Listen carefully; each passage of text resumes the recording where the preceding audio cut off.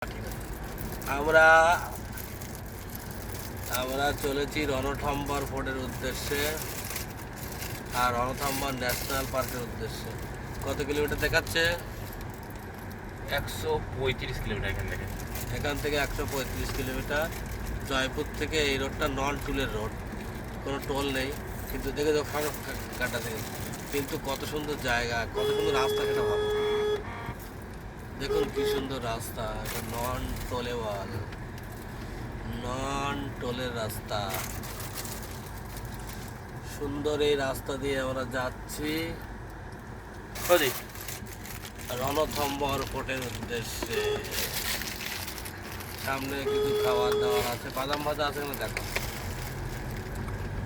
রণথম্বর ফোর্টের উদ্দেশ্যে এই রাস্তাটা দিল্লি আগ্রা আগ্রা জয়পুর হাইওয়েতে কেটে গিয়েছে, বাসি হয়ে যাচ্ছে এই রাস্তা।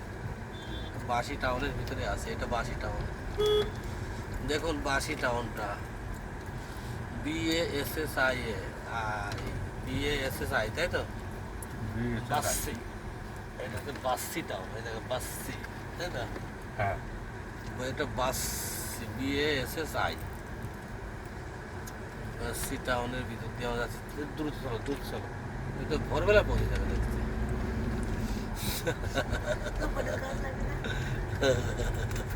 তাই তো দেখছি। হোটেল টোটেল নিয়ে নেবো, ঠিক। ও মেন আমের জায়গা হলে আমার বিরক্তি লাগে, সেগুলো তো কেটে গেছে। ওরে বাবা,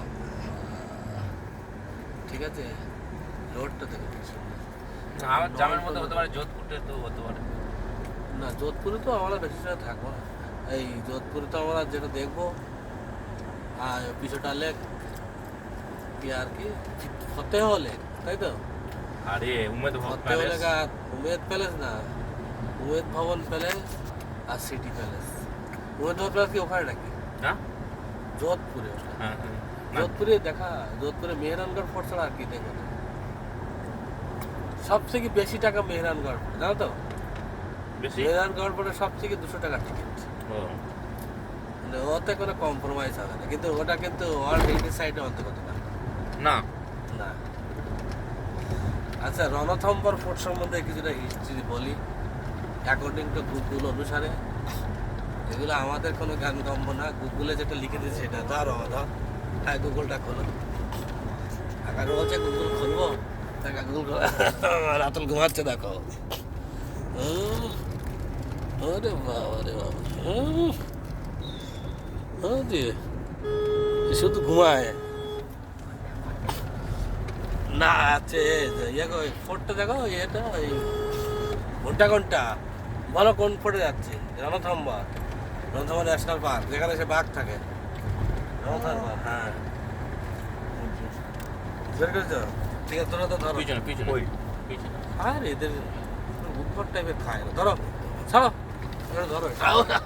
এরা খাচ্ছে, এরা খাচ্ছে। বন্ধুগণ, আপনারা এই রাস্তাটা দেখুন, আপনারা যদি আসেন এই রাস্তা দিয়ে আসবেন, কারণ রণথম্বরে অনেক বাঙালি আসে।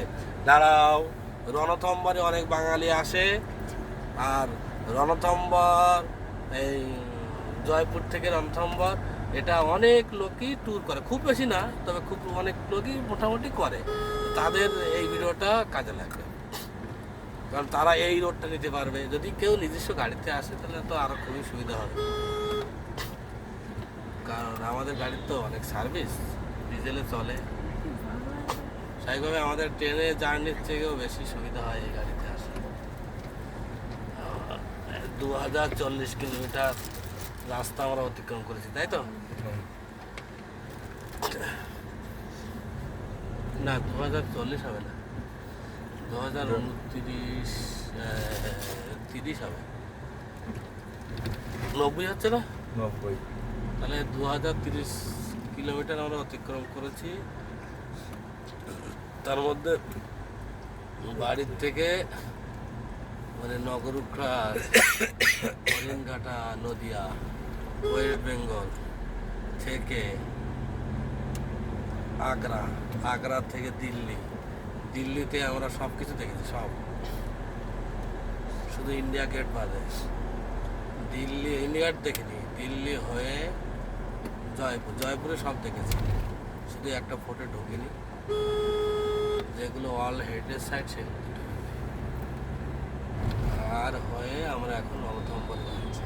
ধরো এবার রণথম্বর ফোর্ট সম্বন্ধে কিছু বলা বক্তব্য আছে, সেটা বলছি। রণথম্বর আছে রাজস্থানে সাওয়াই মাধোপুর জেলা, ডিস্ট্রিক্টটার নাম সাওয়াই মাধোপুর, এবং সাওয়াই মাধোপুর শহরের কাছেই এই ফোর্টটা অবস্থিত। আমরা যদি সাওয়াই মাধোপুরেই থাকতে পারি হয়তো রাত্রেবেলা,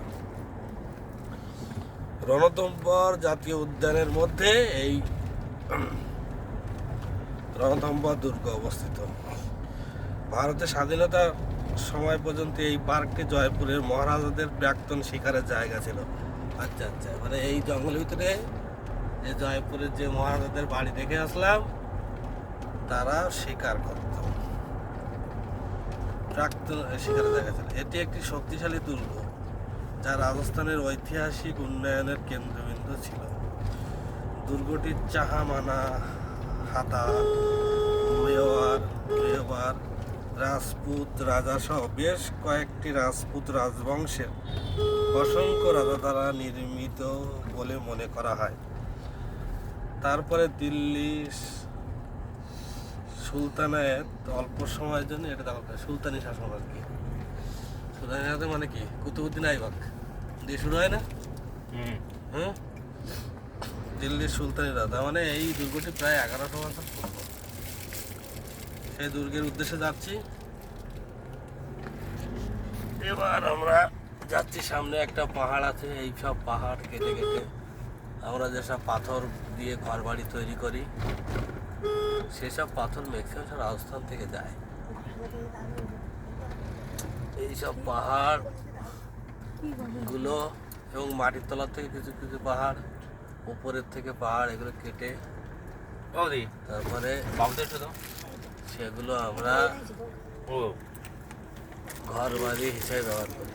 সমস্ত ভালো ভালো যেসব পাথর, সাদা কি সে পাথরের নাম কি, মারবাড়ি না কি বলে না পাথরের নাম, মারওয়ার, সাদা যেটা একটা চিকচিক করে যেটাকে সাদা মার্বেল, তার নাম আছে যেসব, সে এই অঞ্চলে সেসব পাথরগুলো হয়।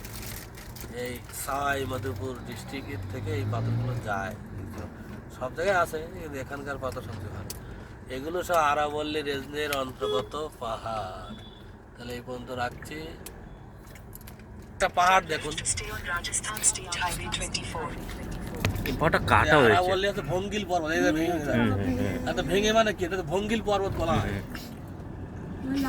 বলো বলো, ভারতবর্ষের সব থেকে পুরানো যে ভঙ্গিল পর্বত সেটা হচ্ছে আরাবল্লী, হিমালয়ের থেকেও আগে এই সেই পর্বত। টক জায়গা 83 কিলোমিটার দেখাচ্ছে, বলেছিলাম। Take the next left to stay on Rajasthan State Highway 24. বন্ধ করো, বন্ধ না মানে এ করো।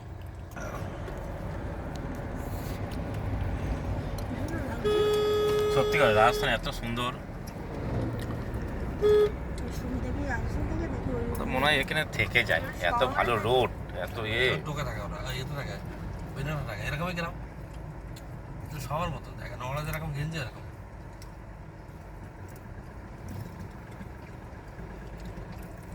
কোনো গ্যাঞ্জাম নেই, নেই, পলিউশন নেই, ফাঁকা ফাঁকা জায়গা, পলিউশন আছে, রুক্ষ ধরুন, সেটা অন্যরকম পলিউশন, কিন্তু কারণ